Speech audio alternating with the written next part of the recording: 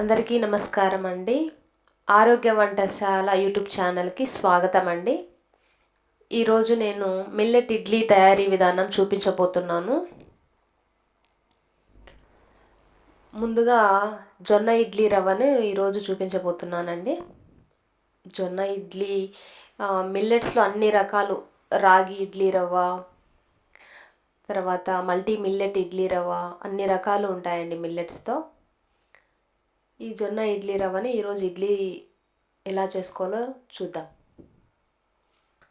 నేను మా ఇంట్లో నలుగురికి సరిపడేమైనా చేస్తున్నానండి. ఒక గ్లాస్ ఇడ్లీ రవ్వని తీసుకుంటే ఒక టీ కప్పుకి మినపగుండ్లు సపరేట్గా తీసి నానపెట్టుకోవాలండి.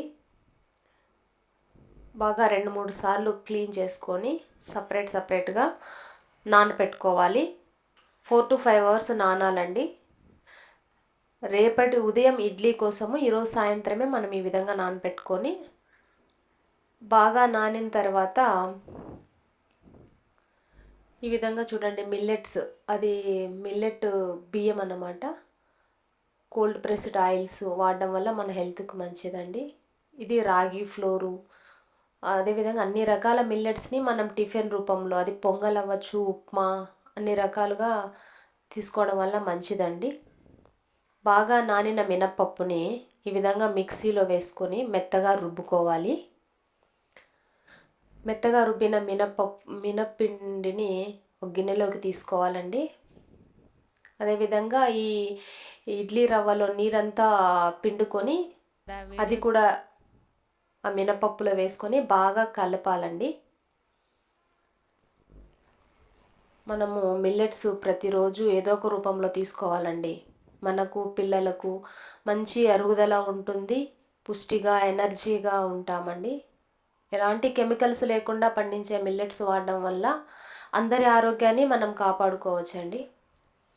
ఈ విధంగా బాగా కలిపి నైట్ ఆ విధంగా కలిపి పక్కన పెట్టుకోవాలండి.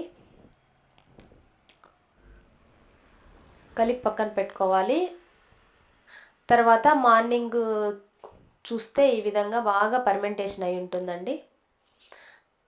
ఎక్స్ట్రా నీరు అనేది అవసరమైతేనే వేసుకోవాలండి, లేదు అంటే ఆ కన్సిస్టెన్సీ మనకు సరిపోతుంది కాబట్టి ఆ విధంగానే సరిపోతుంది. సరిపడా ఉప్పు, లైట్గా ఇడ్లీ సోడా వేసుకొని తినడం వల్ల, రెండు వేసి బాగా కలపాలండి. బాగా పర్మెంటేషన్ అయిన దీంట్లో మంచి ప్రోబయాటిక్ ఉంటుంది, మన గట్ హెల్త్కి కూడా చాలా మంచిదండి. లైట్గా ఈ విధంగా ఆయిల్ పూసి ఇడ్లీని రొటీన్గా ఎలా పెడతామో ఆ విధంగా పెట్టుకోవాలండి. మామూలుగా ఏదైనా స్టెయిన్లెస్ స్టీల్ ఇడ్లీ పాత్ర వీలైతే ఆ విధంగా